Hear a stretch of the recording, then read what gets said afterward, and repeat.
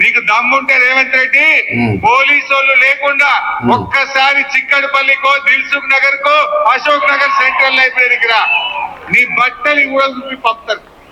కనీసము హరీష్ రావు నువ్వు పెద్ద మనిషివి, సిగ్గుండాలిగాను మాట్లాడడానికి.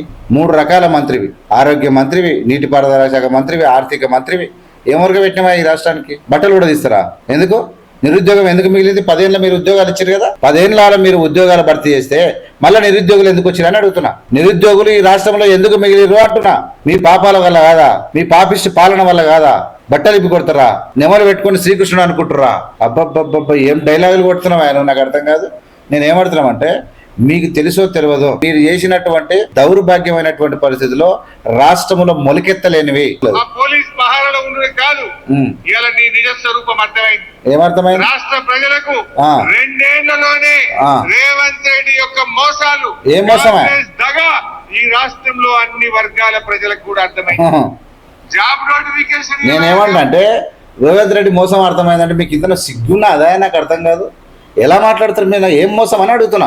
ఏంది మోసం? కాళేశ్వరం లాంటి ఏమైనా ప్రాజెక్టులు కట్టిండా? అందులో ఏమైనా దండుకున్నాడా? 8 లక్షల కోట్ల అప్పులు తీసుకొచ్చి అందులో ఏమైనా ఎత్తుక తిన్నాడా? ఇలా మీరు చేసిన అప్పులే కదా ఆయన కడుతున్నాడు.